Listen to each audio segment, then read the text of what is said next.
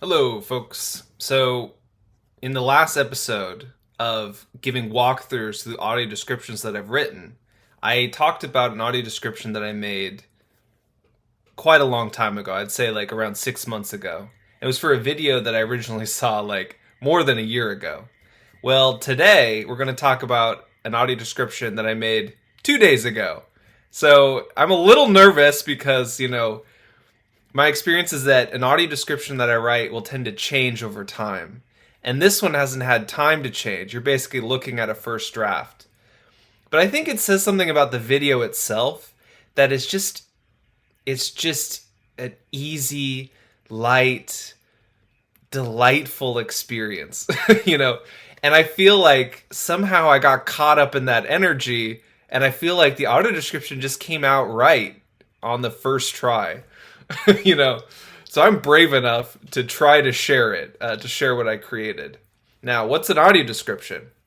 An audio description is the way that like people with disabilities, like blind people, would be able to watch videos. So like if you can't see the video, then how do you know what's happening? Well, there's a voice that describes the content of the video, and that's what I've written. And the music video, so the music video in question is Tu by Maye. Spanish language. I did take Spanish, so I know all the lyrics, of course. I'm just slightly teasing. I also... I'm not going to show off. Anything else I should say before I show the video? I feel like let's dive in. Let's take a look.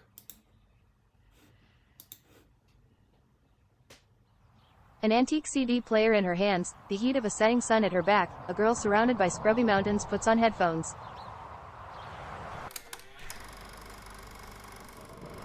Titles read, 2, by Maye.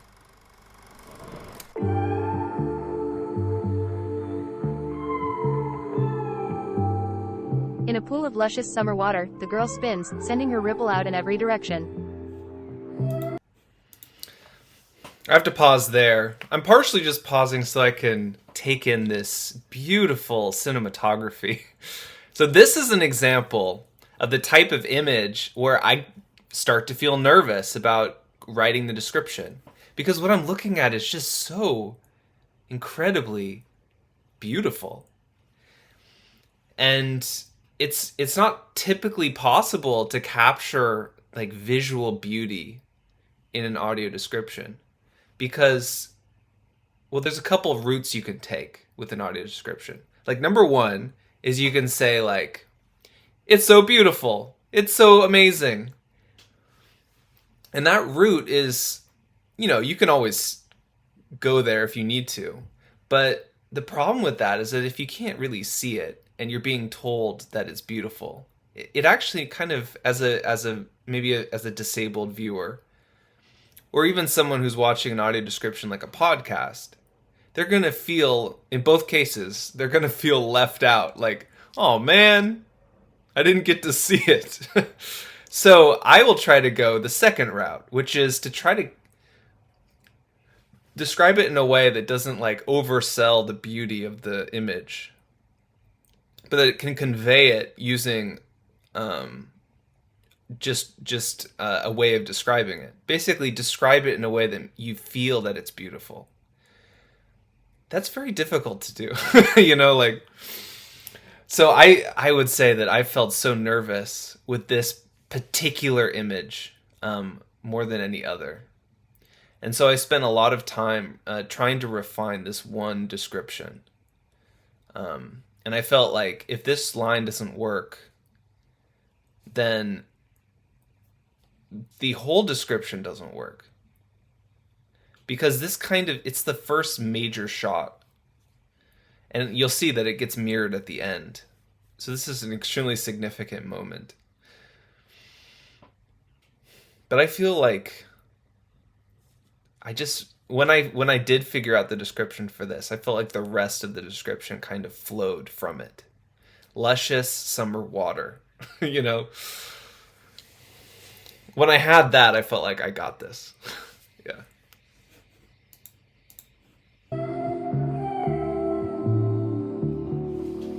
더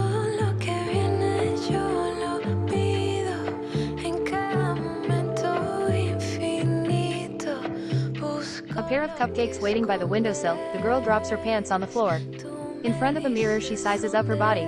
You can just tell. It is comfortable in her skin. I think I made a mistake here that I may have to change, which is I made it sound like she's naked, which is not the case. She has underwear on. She's walking around with her underwear on. So I feel like I will change that probably. That's just the consequence of showing such a fresh description. The other thing was, with a little bit of time, when I originally wrote this, I felt like you can just tell she's comfortable in her skin. I felt that was a bit off. I think I'm disagreeing with my own initial reaction. I'm feeling like it's working. I feel like it's working. She spins the dial on an antique rotary phone, waits expectantly on the line, a smile peeking in the corner of her lips.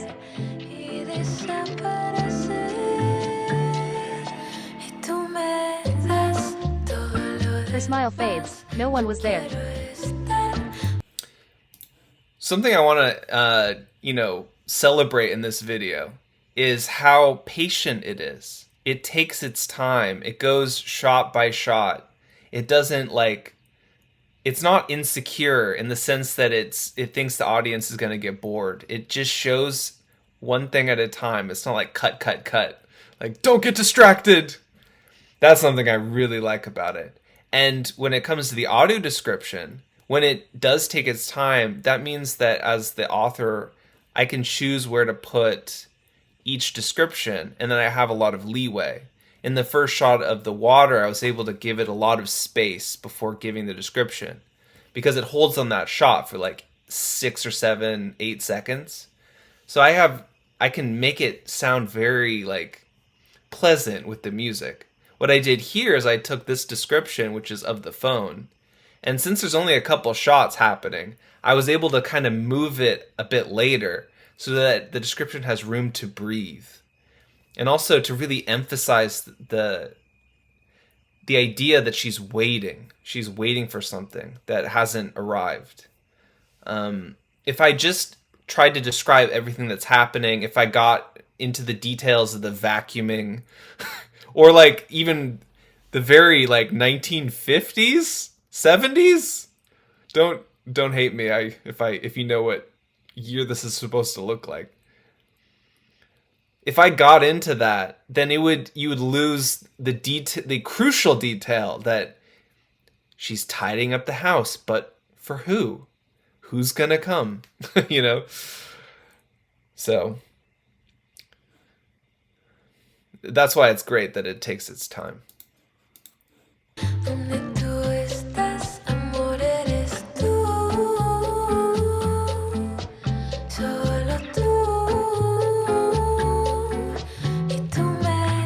No matter. She vacuums up the house, dancing with sparkling ease. She takes a dip in frothy water.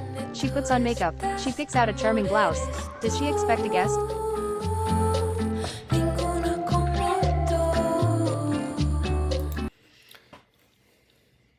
That is not a blouse.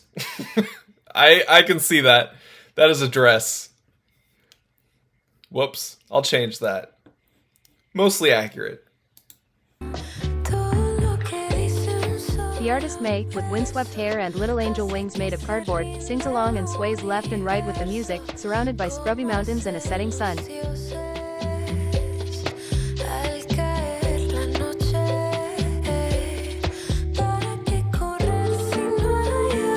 The girl brings a picnic basket into the scene, searching all around but unable to find her other half.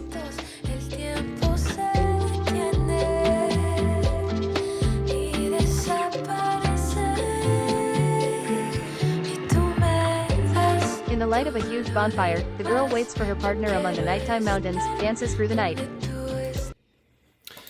So, I don't know if you noticed that or not, but there's actually two major conceits that were given in the audio description around the relationship between these two lovely ladies.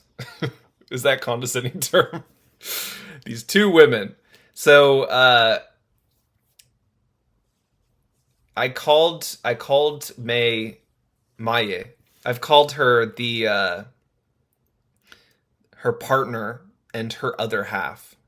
And those two things, and also like just the idea, is she waiting for someone? I found that like when I actually watched this video, I would get sort of confused about the relationship between the two people. But there's this tension that's kind of given in the editing that would have to be conveyed in the description in other ways. So, like for example, it showed that Maye was in this mountain scene, and then it showed that that the main girl was in the mountain scene, but they can't see each other, and that's conveyed basically through editing. But if you can't see the video, then you can't appreciate the editing. You understand? So how to convey that? And so that's where I ended up going towards like calling her her partner or her other half. Estás, amor, eres tú, solo tú, y tú me das todo lo demás. Yo quiero estar donde tú estás, amor, eres tú. The girl is still alone when she wakes up at dawn, but she still glows with the happiness of an insatiable searcher. Ya no me hace falta nada. She dives into a mountain river, comes to the surface, and suddenly stops. Decide encontrar, lo encontré contigo. May, with angel wings, is there in the water beside her. May can't keep a straight face and giggles devilishly, shrugging her shoulders. The girl stares back, enraptured. Is that a splash of water or a tear in her eye? There's nothing left to do but giggle right back. Tear in her eye. That screws me up. I hate it.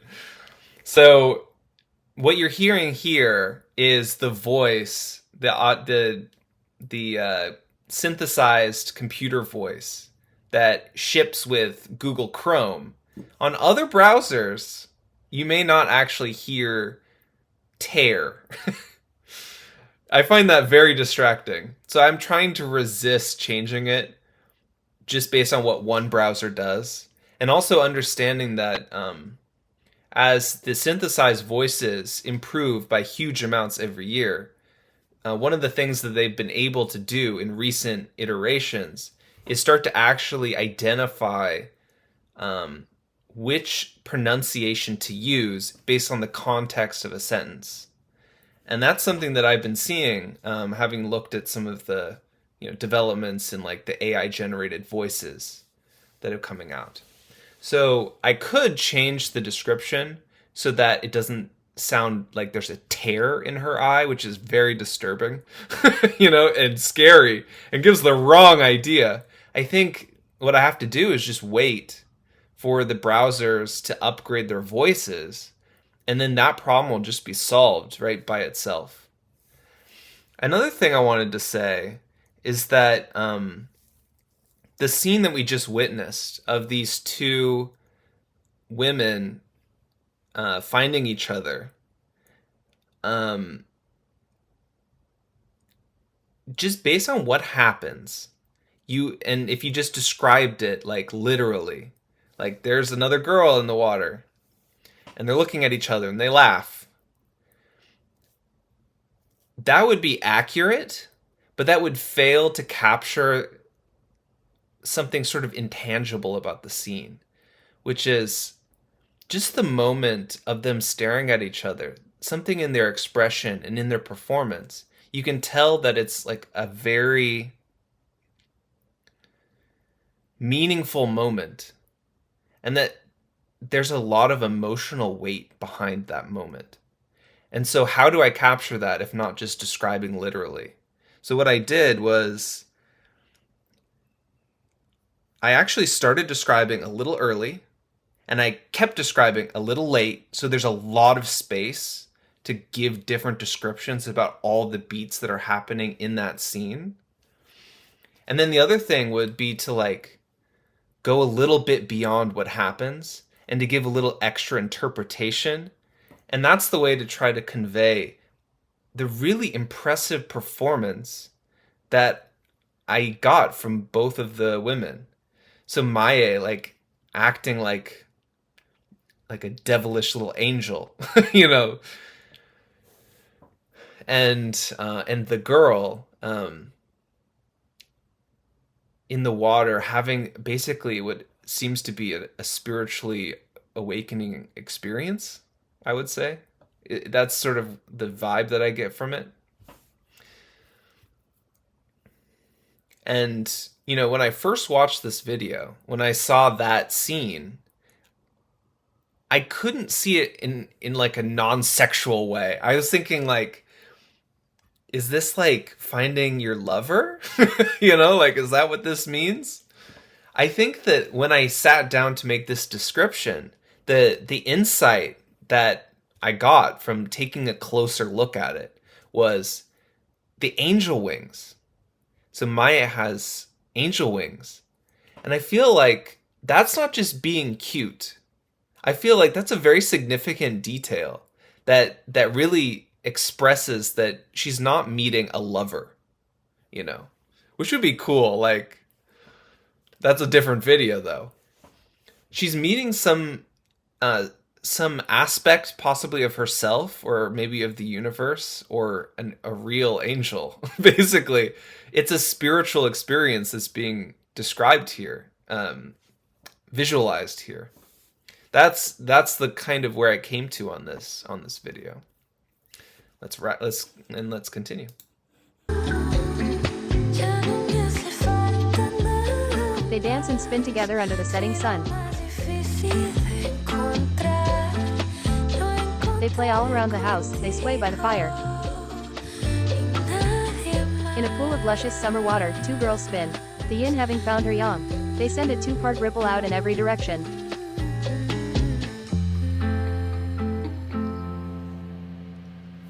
Together, they leap from the cliffside to the river below. Credits show briefly. What a beautiful song. It just feels so good. So one thing that's kind of interesting about this video, watching it now, is that this actually predates the pandemic. Like, when was the actual date? Let's take a look.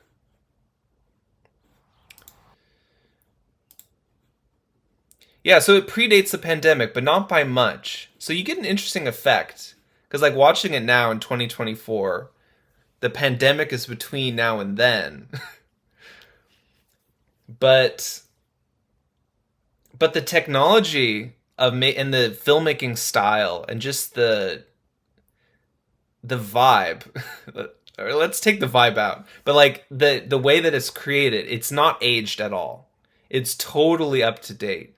And yet it has a certain feeling that was sort of erased, I feel, perhaps, that may have been erased or certainly made less common by the pandemic. This kind of carefree feeling, you know, like this is before we had to live through this thing that happened. And that's why I think it has a kind of a feeling that is harder to find now in 2024. This very carefree, innocent type of feeling. That might be, you might disagree. You know, I could see that. But one argument for that interpretation, for example, is the pace of the video. Like I said, one of the things that's so charming about it is that it really takes its time and it has these deliberate setups for its shots. And nowadays that might be less common, you know, in the age of reels and stories and shorts. This like channel surfing type in TikTok, this kind of channel surfing style of consuming content. Like, it does feel like people have a shorter attention span. And then the pandemic, everyone's just, they called it doom scrolling. You're right? So that's one of the things I think is special about it. Is like, it feels slightly impossible now. And yet it looks like it was made yesterday. And so it's sort of unique, feels. So what I'm going to do now, so we just watched the song, but I kept pausing it and talking about it. So I want to play the whole song, But this time I'm going to remove the visuals just to see how the description stands on its own. So let's try that. An antique CD player in her hands, the heat of a setting sun at her back, a girl surrounded by scrubby mountains puts on headphones. Titles read, 2, by Maye.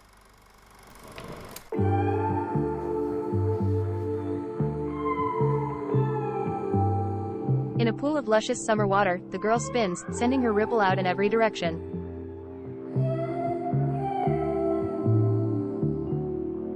Todo lo que viene yo lo pido en cada momento infinito.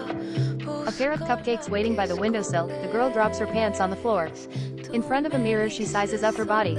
You can just tell, it is comfortable in her skin. Lo que pasa es relativo, pero cada vez que estoy con She spins the dial on an antique rotary phone, waits expectantly on the line, a smile peeking in the corner of her lips. y desaparecer, y tú me das todo lo Her smile fades. No one was there. quiero estar donde tú estás, amor, eres tú, solo tú, y tú me No matter. She vacuums up the house, dancing with sparkling ease. She takes a dip in frothy water. She puts on makeup. She picks out a charming blouse. Does she expect a guest? ninguno como tú,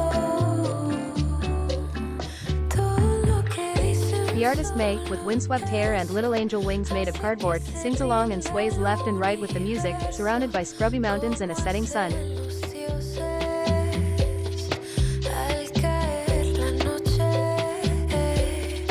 para qué correr si no hay apuro. The girl brings a picnic basket into the scene, searching all around but unable to find her other half. El tiempo se detiene y desaparece, y tú me das In the light of a huge bonfire, the girl waits for her partner among the nighttime mountains, dances through the night. donde tú estás, amor, eres tú, solo tú, y tú me das todo lo demás. Yo quiero estar donde tú estás, amor, eres The girl is still alone when she wakes up at dawn, but she still glows with the happiness of an insatiable searcher. ya no me hace falta nada. She dives into a mountain river, comes to the surface, and suddenly stops. Encontrar, lo encontré contigo. Maye, with angel wings, is there in the water beside her. Maye can't keep a straight face and giggles devilishly, shrugging her shoulders. The girl stares back, enraptured. Is that a splash of water or a tear in her eye? There's nothing left to do but giggle right back. Ya no me hace falta nada. They dance and spin together under the setting sun. Más difícil de encontrar.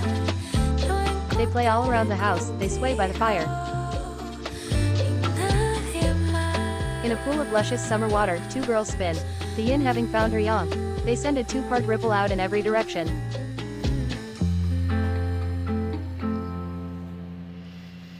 Together, they leap from the cliffside to the river below. Credits show briefly.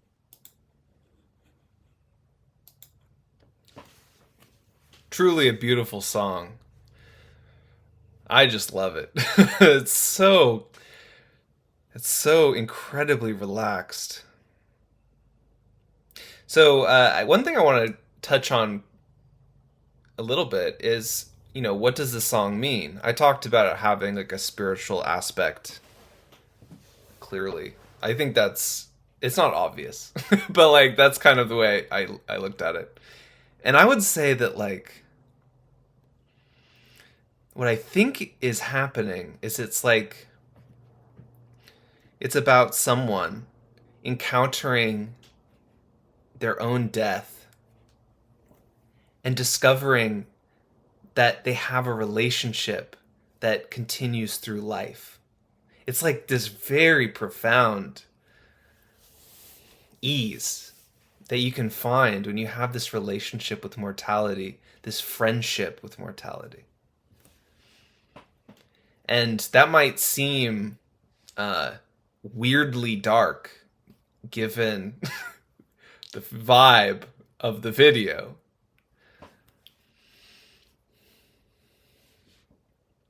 And it's scary to talk about mortality. But look at the vibe. Look at how comfortable it feels. I really feel like whatever it's talking about something quite profound, I would say. Even if you don't think that's what it's talking about. Whatever it is, you know, you don't reach that level of bliss, you know, by accident, I would say.